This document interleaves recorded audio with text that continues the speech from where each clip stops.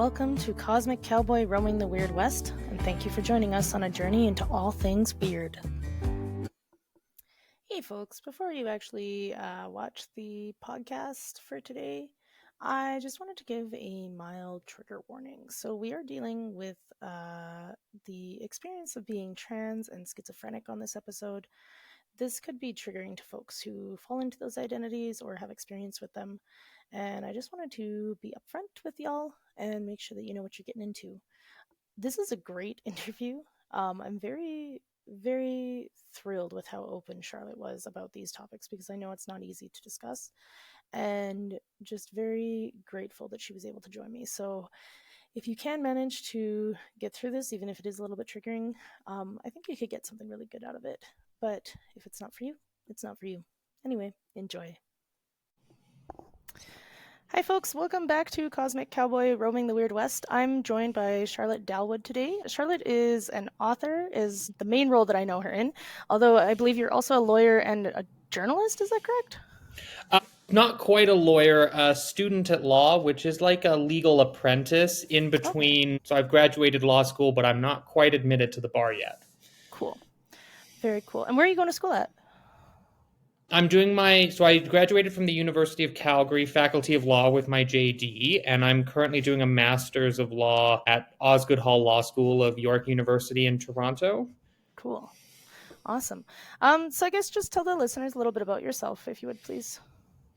Yeah, so like Cass said, I'm an author, so I'm the author of Until at Dawn We Wake, Gender Madness Theology, which is my first ever book, and came out in December.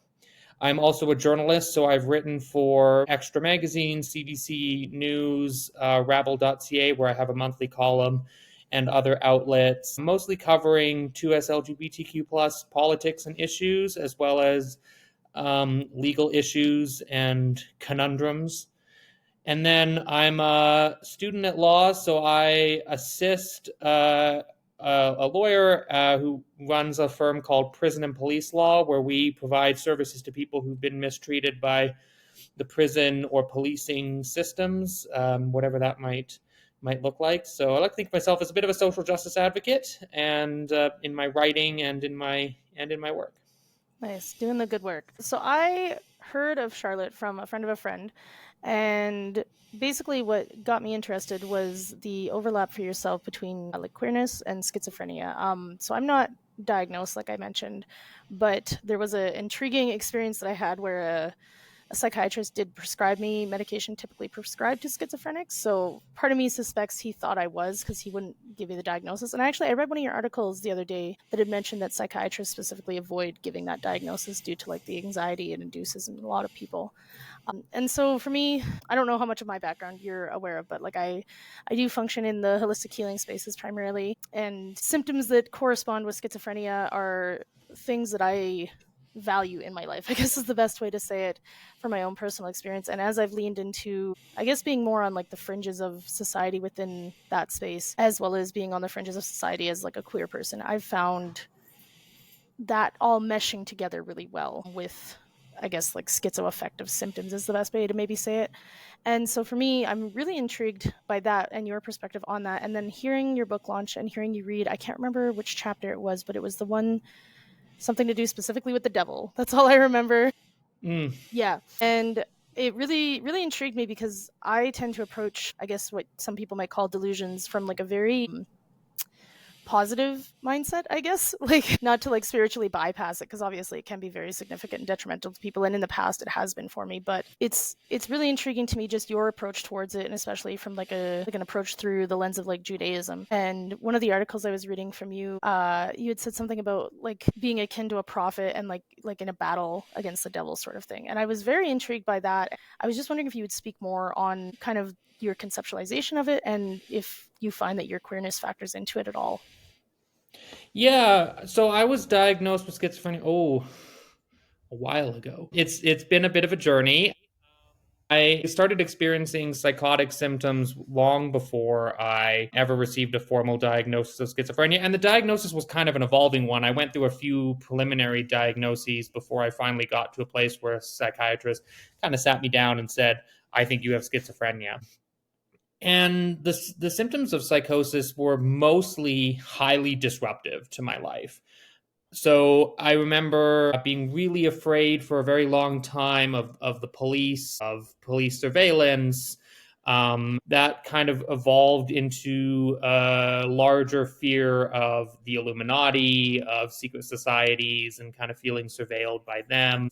And as far as feeling like a prophet, that was a very specific delusion, what I would now recognize as a delusion that I experienced for a little while, where I thought that I was the reincarnation of the Hebrew prophet Ezekiel. And I engaged in some, what I think are fairly bizarre behaviors as a result. So the anecdote I opened my book up with is the story of how I came to perceive that I was receiving my revelation from God. And for me, that involved tearing pages out of my heavily scribbled in Bible and eating them as a way of getting in touch with God. Because there's this story in the book of Ezekiel where God tells the prophet to basically do that.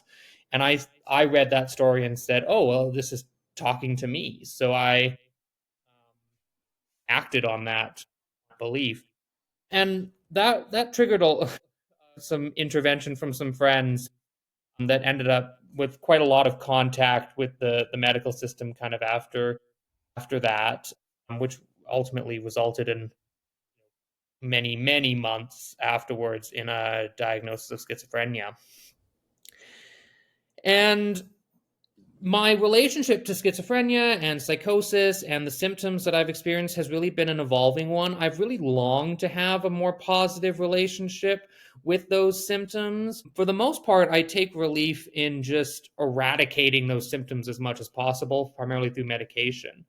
But I've really wanted to be the kind of person who could just have a positive relationship with their voices, with their beliefs that most people would consider out of the ordinary. And I've really struggled to achieve that. But I think one of the ways that I've been able to achieve a more positive relationship with my psychosis has been through thinking about the destigmatization of queer identities. So there's this movement to depathologize gender dysphoria specifically. So I'm a trans woman, and that means that in addition to being diagnosed with schizophrenia, which is not a prerequisite to being trans, but in addition to that, I also have that. I've been diagnosed with gender dysphoria and have received medical interventions, accordingly. And gender dysphoria is a diagnosis that's found in the DSM-5, in the psychiatric scriptures, as they're sometimes called. And there's a real movement amongst trans people and their allies, our allies, to get rid of that diagnosis. And I think part of the reason is because having a diagnosis that is listed in the DSM-5 can be highly stigmatizing. People look down on you and they judge you, and they have these preconceived notions about you, primarily that if you have a diagnosis that's in the DSM-5, you're crazy. You're, beyond the pale of human experience. You're broken and in need of fixing. And so I think that trans people want to depathologize gender dysphoria and the trans experience because they want to destigmatize what it is to be trans. And I think that we should destigmatize trans experience. But I worry that people associate DSM-5 diagnoses with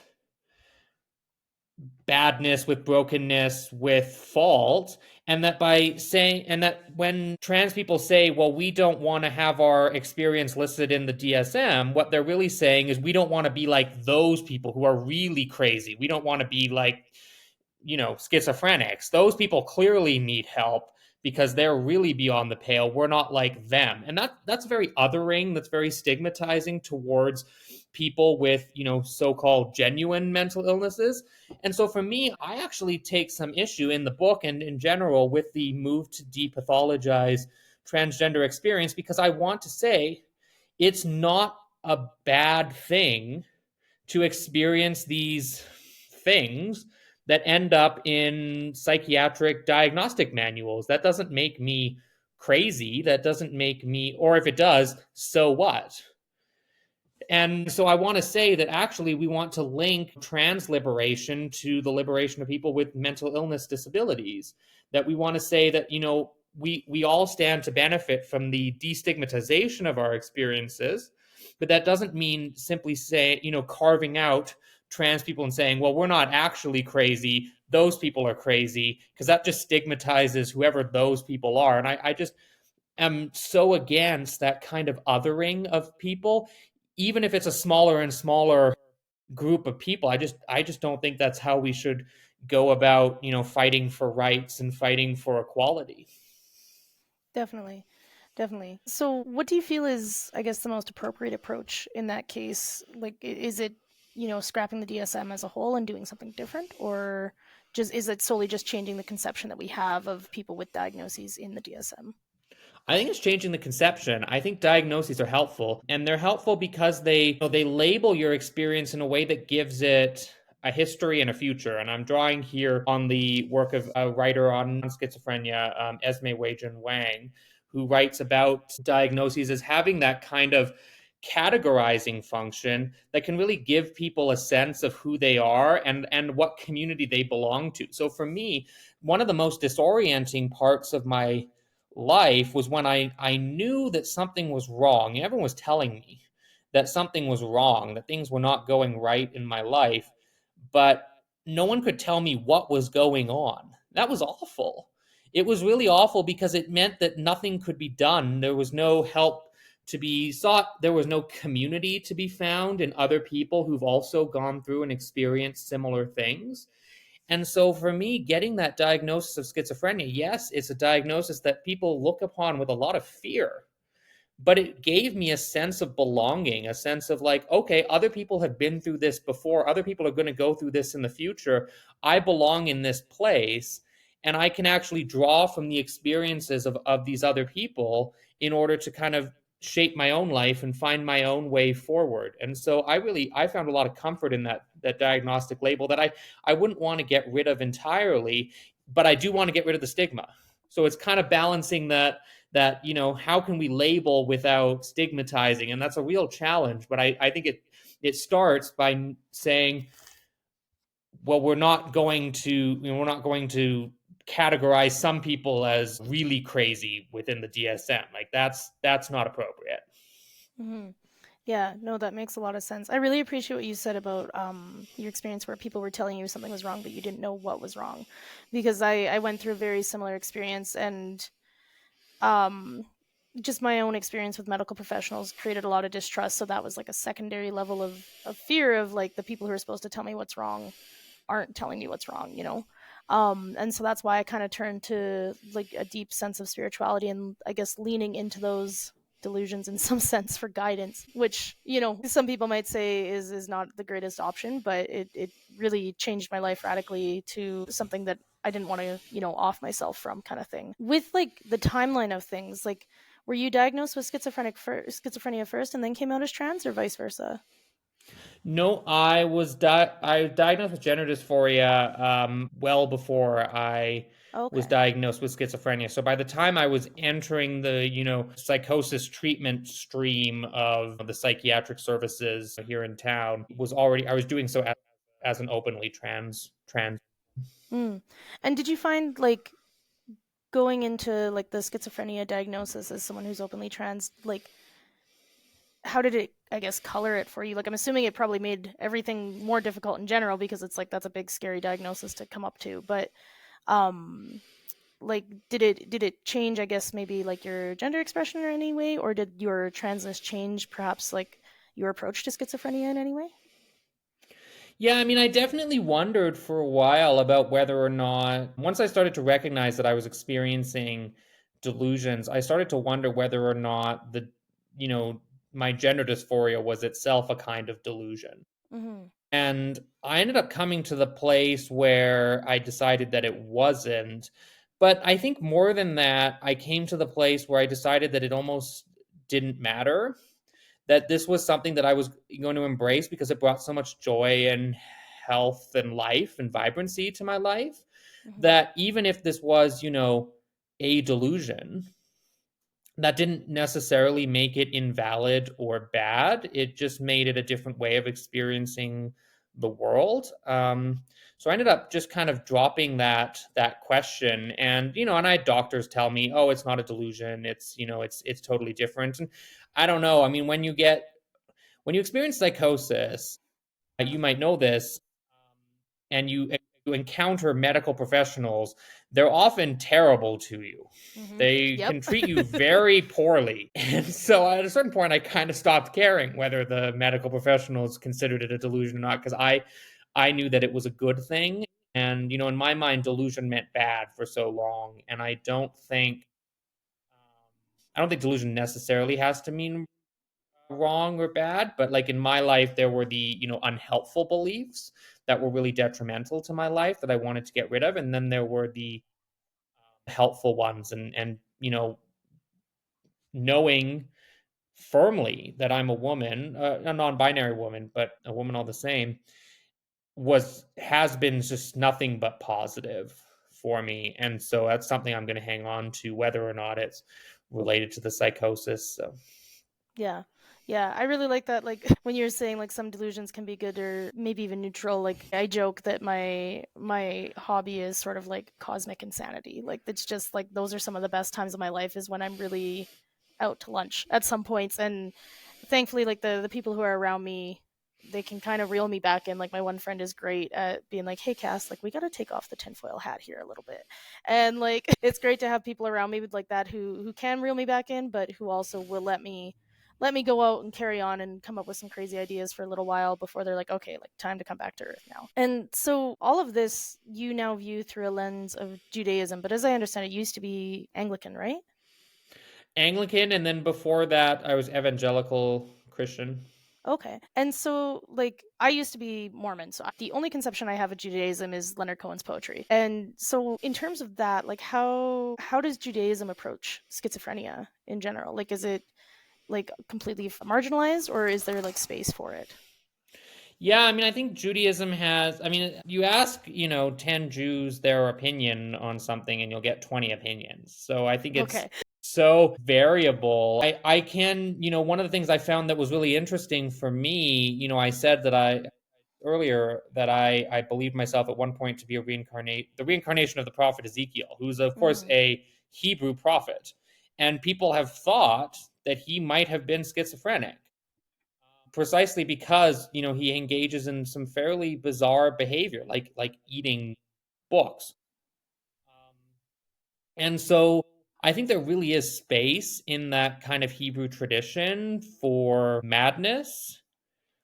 But and I think it comes down to, individual spaces' degree of acceptance of, the disabled, of, you know, things that seem really beyond the pale. And that's going to vary so much. And I think will go hand in hand with their, those spaces' degree of acceptance of queerness. So like at my synagogue, they've been very accepting of me as a schizophrenic woman. They've also been very accepting of me as a trans woman. And I think those two things go hand in hand, that there's I've never really had like a psychotic, like a very public psychotic episode there, but I imagine if I did, I'd still be welcome back the next Shabbat. But I know that I've been out as trans there from the beginning of when I started attending, and they've been nothing but welcome. And when you think about queerness, right? Queerness means, it doesn't just mean, you know, lesbian, gay, bisexual, trans. It means outside of the norm. It means like deviant. It means incomprehensibly deviant. That's kind of queerness at root. Is it's this kind of subject position that is really hard to understand and to label. And I think some spaces are way more accommodating of that, of experiences they don't understand.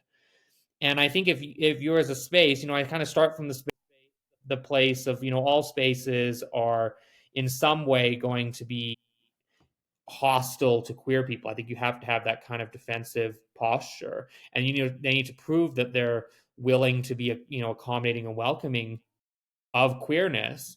And I think, the synagogue I'm at has shown that it is willing to grapple with things it doesn't understand, and just affirm people as welcome for who they are. And the measure of this is that there are a bunch of queer people there, and that's the measure of any space. Is a space inclusive of disabled people? Well, are there disabled people in that space? Is a space inclusive of queer people? Well, are there queer people in that space? Because if there's no one there of a particular marginalized identity, I really question the degree of inclusion. Or I start to think that maybe the inclusivity is really a hollow inclusivity, an inclusivity of words, but not of deed. Okay. Yeah, no, that definitely makes sense. And that's awesome to hear that it is so inclusive because, yeah, like when I was Mormon, there was none of that at all. And yeah, it was, I don't know, I always had kind of the conception of Judaism sort of like, I don't know, like the Catholic Church to some extent of like similar overlap, but obviously not having any experience with it. Like I couldn't say otherwise. That was just like my preconceived notion kind of thing. So it's great to hear that it is as inviting as it is. So for yourself, like with the sort of delusions that you experience, like you tend to conceptualize, it sounds like, conceptualize them through the lens of Judaism, of like sort of a cosmic battle of like God and the devil type thing. Is that the case? Yeah, I mean, so many of my delusions were religious in character. I had, this idea that I was getting, thoughts, I was getting images and thoughts and ideas from the devil himself, that I was somehow communicating with Satan. And how can you not think about yourself as caught in this cosmic battle when that is your frame of reference, that, so many of your thoughts are actually coming from the devil. Mm-hmm. And so, like when you experience these delusions, is it that you're experiencing something that has characteristics of the devil and therefore you label it that way, or is it's something so other and feels negative that you tend to label it as the devil? Or can you make that distinction, I I'm guess? not even sure I could make that distinction. It's like you just, there are things you just kind of know. When you're talking to someone, you kind of know who you're talking to, and when they're talking back, you get a sense of like, oh yeah, this is this person, and like I know this person, and like there's a kind of, the thoughts that I was getting from the devil. There's a kind of perverse familiarity to them. It's like, oh, I know this. This is Satan. Mm-hmm. And it's very troubling. Yeah. And in terms of, are there like other, I guess, characters that come up for you, or is it primarily like the devil and that's about it? No, there's like a cast of characters. Yeah, it's sorry, it's a tough thing to talk about because it's really scary. Mm-hmm. For the most part, psychosis for me has been really scary. Mm-hmm. And so, there was like, one of my earlier delusion and hallucination was the shadow man who would appear kind of in my vision and talk to me, and that was troubling. That was really hard to experience, and it led to some really difficult moments. I mean, I think the first time I was ever detained by the police was because I was because I was having this encounter with this figure I called the shadow man. Mm-hmm. And and and it was so terrifying, and I called the police, and they detained me, and I ended up in the hospital, and that was awful. Yeah. Yeah, for sure. Um, I was gonna say I'm sorry you experienced that, but that feels so shallow and not sufficient for it. But I have a huge amount of sympathy for that experience because like, while I haven't necessarily gone through psychosis to that extent, like I have been in those places where there's something there and you don't know how to deal with it and nobody else can see it, and it is genuinely terrifying. And for me, like a lot of times, what I would end up doing is, if it was like I have experienced a shadow man, but it was in passing. It wasn't interacting with me, and I guess like for me, I don't know, like I was able to like change my own framework about it of like, okay, instead of this being like a demon, because that was kind of what I wanted to default to because I was seeing this as I was getting out of the Mormon church. Um, I wanted to default to that, and as I got more into like my own spirituality, I began defaulting more to if it fits symbolically with like a certain Greek god or something, like I would conceptualize it as like the shadow version of that, and then would like pull on like the best example I have right now is like Hecate. I don't know if you're familiar with Greek mythology at all, but Not really. Hecate is like can be very, very good and very beneficial to people if you work with her well. And if you tick her off, she will terrorize you and cause madness. And so, like, if I was to see that now, like that sort of shadow man now, I probably would conceptualize it as that sort of shadow side to Hecate. And then it's like, oh, okay, I probably am not doing the right workings with Hecate. I need to go do better at that. And that'll resolve this sort of issue for me. And it's sort of been a like almost in a sense like leaning into the delusions and become like out delusioning the delusions, if that makes sense. Like I'm leaning into it more strongly but leaning into the other side of it, kind of thing. And for quite a while, like when I was coming out of Mormonism and got into this sort of stuff, was when I started taking my certification in equine sports therapy, which also included a lot of holistic healing stuff. And during that time, like I was having these pretty severe visions of like I would have panic attacks. I would basically black out, and I guess I would get really angry during them and like yell and throw things and whatever else. But during that time, I would have this sensation of this thing in my body with like these spikes growing out of my back. And at one point, I was talking to my teacher, and she had suggested doing like a cord cutting ceremony. I don't know if you're familiar with that at all, but it's basically like taking the bond between your soul and the soul of another person or another being and doing a sort of ritual to sever that bond and to like expel that thing from your life. And so when we did that sort of ritual, initially when it was happening, because I was so skeptical at the time of this sort of stuff, like I didn't believe it, but I was also willing to go along with whatever that would help, because like this whole blacking out, not realizing I was doing all these things was pretty terrifying. And so I did this cord cutting thing, and then I would say it has the hallmarks of a delusion, but my dog reacted to it. So I don't know how much of a delusion it actually was. Where I went home the next night, I was sleeping in bed, and something had banged on the window. And during this ritual, I visualized putting this thing outside my room and having the wind blow it away. And something had banged on my window. So I sat up and I looked out, and the whole window was dark. I couldn't see anything outside, and I was half asleep. So I was like, whatever, I'm going back to bed. But when it banged on the window and when I went to look out of the window, my dog started reacting like there was somebody actually there. And after that, though, I haven't had that experience since. And whatever that was, because I approached it with a ritual and like approached it with like something within like the same framework that I was housing it, like that seemed to have dealt with that sort of thing, which was an intriguing approach for me. And so it really got my curiosity, because it's like, how does this actually work? If I just like dealt with something that should only be able to be dealt with medication, how does this work? And so I got really into researching like how schizophrenia is approached in other like cultures and different religions and that sort of thing. And a lot of like traditional tribal cultures tend to approach schizophrenia as like that is your link to the divine. And so like other things can come through on that link. And it's just a matter of like housekeeping, essentially, of like clearing these things out and then welcoming the positive things in that you want. And I don't know if Judaism even like approaches that or touches on that in any sort of way of like something similar, some sort of rituals or anything. But I'd be curious to know if you know, because yeah, like I said, I don't know much about Judaism in this regard to things, but like learning about it from other ancient cultures and seeing it's a pretty common approach to treating schizophrenia, it was really intriguing to me. Yeah, I can't speak to that. I don't know too much about whether about how, and Judaism is so diverse, right? That I just don't know. But I will say what you're describing has me thinking though of non-medication ways of, quote unquote treating schizophrenia.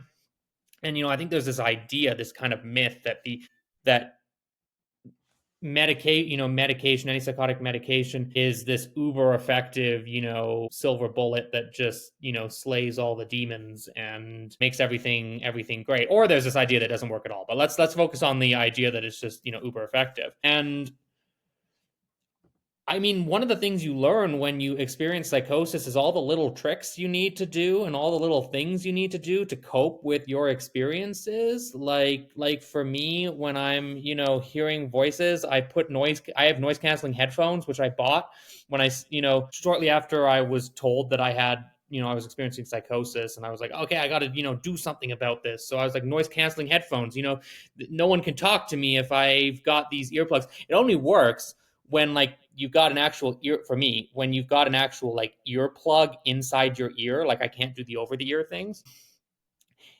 But like it does work, right? Like it does actually help me out. And so just what you're saying, I think there is a lot that people do and can do to manage psychosis beyond just popping a pill or getting an injection, or in my case both. And it's just I find it endlessly fascinating, all the little tricks or the rituals that you can do that really can, you talk about out delusioning the delusions. Like I find, like, my best way of combating the shadow man, I turn lights on. I like do kind of like a Disney magic effect of like, well, there can't be any shadows if I like blast the room in light. And Hmm. like that, I don't know. I mean, the medication is also doing a lot of work, but like it helps me out a lot.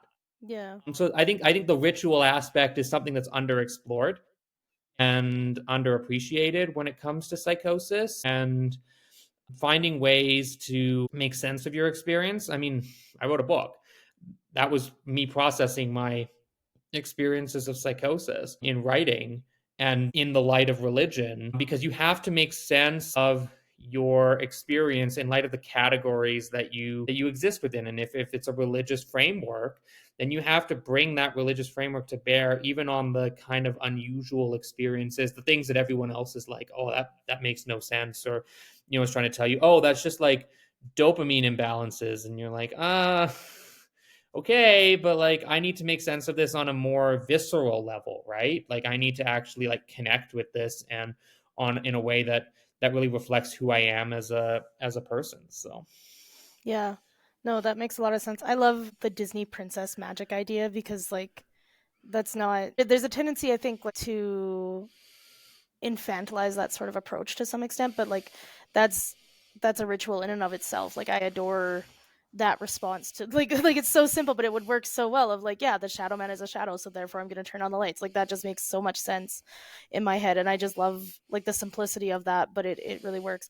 I have heard like I have a friend who's diagnosed as schizoaffective and a friend's brother who's also diagnosed. And I've heard that for most people the medication is very much a band-aid thing. Like it only works temporarily and then things start to break through. And is that the case like in your knowledge and in your experience, or is it pretty reliable as a method of treating this? I mean, I can't speak so much to the research on this. I can only speak really on this front to my experience. And my experience of medication is that have it's been a varying effectiveness. I mean, I have what my psychiatrist calls breakthrough symptoms. I had breakthrough symptoms this morning where I was anxious to the point of, near paranoia or actual paranoia. I'm totally sure where the line is. And, I really hope that I've been put on increasingly high doses of medication, I think, to kind of counteract these breakthrough symptoms. It's exhausting, right? Like, and I certainly hope that it'll it's more than a band-aid, but I don't know. I mean, I guess time will tell. I've experienced breakthrough symptoms on kind of a cycle for, how long have I been on antipsychotic medication? A while. And so, yeah, I have my doubts, but I need to believe that that'll help, because I can't go back, and I'm not in a place where I was before the medication, but I can't go back there. But certainly a big part of the medication for me is actually getting the symptoms to a place where I can use my other skills more effectively to manage them. So like I'm less overwhelmed now by everything. That could just be experience. But I think the medication also helps kind of regulate things a little bit, so that when stuff does pop up, I can use skills I've learned in therapy, I've learned just through practice, to be like, okay, here's how I'm going to cope with this situation. Here's what I'm going to do, and here's how I'm going to manage. And I know at this point that I'm strong enough to get through it, whatever it is. And I can kind of cope. The medications have been fairly effective with the hallucinations, the delusions, and the paranoia and stuff. They've been less consistently reliable, but I don't know. I hope it'll last. Yeah. As you've like come out more as a trans woman and like addressed your gender dysphoria, have you found that that's mitigated any of the delusions or the paranoia or anything like that? No, my psychiatrist, my old psychiatrist, not my current one. My old psychiatrist used to usually ask me when I was like feeling really paranoid. He's like, "Is this like because of the gender thing?" And he's a very old British man. Like, is this the gender thing? Is this because like lots of people actually hate you for being trans? And I'd have to be like, no, I don't think so. I think this is because I'm afraid of the Illuminati. And the Illuminati is after me for not for gender specific reasons. So they've been kind of separate. They've been kind of separate, but Okay. that certainly has come up that question, on a fairly recurrent basis throughout my experiences. How much of this is like genuine fear of transphobia as opposed to like the what we'd call delusional fear of something like the Illuminati. Mm-hmm. Um, Yeah, makes sense. Is there any topics we haven't touched on that you'd be interested in touching on? no, I don't think so. It's been a really I good haven't read your conversation. book yet, so I don't have like specific questions yet, Oh, that's but okay. yeah, no, I really appreciate you hopping on. I know this is definitely like a sensitive subject for sure and potentially one that is like worrying to discuss in a public forum, but I really do appreciate your openness with this stuff cuz yeah, for myself like I'm always curious to know other people's experiences of it because I'm just alone in my own little crazy bubble and then hearing other people have similar conceptions or wildly different conceptions is always very interesting to me because it's such a varied I think experience in this society simply because like we don't really have one unified spiritual framework towards it whereas if we were in like a more like tribal society we would have one conception of what this sort of is and how to experience it and like people to guide us through it sort of thing. I guess like have you found like are you involved in like communities with other schizophrenic people? Like have you found guidance from them in that way? I know you mentioned like researching other people, but like in person, have you found much of that? Oh, totally. I was. I'm less so now. When I used to live downtown, and it was much easier to connect with people in person. Now I live out in the suburbs, so I'm a little bit more of a hermit. Mm. But when I was living downtown and was earlier in my journey with psychosis, like kind of with, coming to a place of like accepting that I experienced psychosis, accepting that I had schizophrenia, and then like wanting to do something about those things, I got really involved. Well, not really involved. I got connected to the Schizophrenia Society of Alberta. I did this great program they have where you get coffee every week with like a couple of people who share your diagnosis and you just talk about life and like what you've been experiencing, and they offer insight and they share and you share, and it was great. Really wonderful. There's like no good coffee shops near me, so I stopped doing that. But I really loved. I mean, that goes back to why I think diagnosis is so helpful. For me, getting the diagnosis that I was schizophrenic allowed me to feel confident that I could then go into a place like the Schizophrenia Society of Alberta and ask for help and be like, "Hey, I belong here. You should like connect me with other people." And so I did that, and that was one of the better things to come out of my diagnostic kind of label journey. Yeah. Yeah, that makes sense. I'm so on the fence about labels because yeah, I definitely agree like a label helps you find your community. Um but as someone who I don't know, I have like an issue with my with labeling for myself and try to avoid it and like even though the labels that I do align with, I find even in those spaces that are supposed to be for folks who choose those labels, it's still on the fringe. Like I identify myself as like agender or like genderqueer. And it's been an interesting experience where like not selecting a label that's more common, how that's kind of impacted me and how I move through these spaces that are supposed to be like label friendly, I guess is the best way to say it. And yeah, it's cool to hear that there is like a support society for that because yeah, the people that I know who've been diagnosed, they just kind of do it themselves or like they have family members that have been diagnosed as well. And that's kind of like the only lived experience that they can draw on from others in that regard. So it's cool to hear that those groups are out there for sure. Yeah, absolutely. But yeah, if there's nothing else that you want to touch on, you really thank you so much for letting me dig deep into your life because yeah, I was very curious to hear about a lot of these overlaps because I feel like they mirror my life in some ways, and then they're vastly and radically different from my life in other ways. And it's cool to hear these experiences, because yeah, like I said, like I don't really know anybody doing what I'm doing or taking the same approach as I am, or even like close to the same approach. And so it's cool to hear. And I'm really glad that you were able to hop on. Why don't you let people know where they could find you at?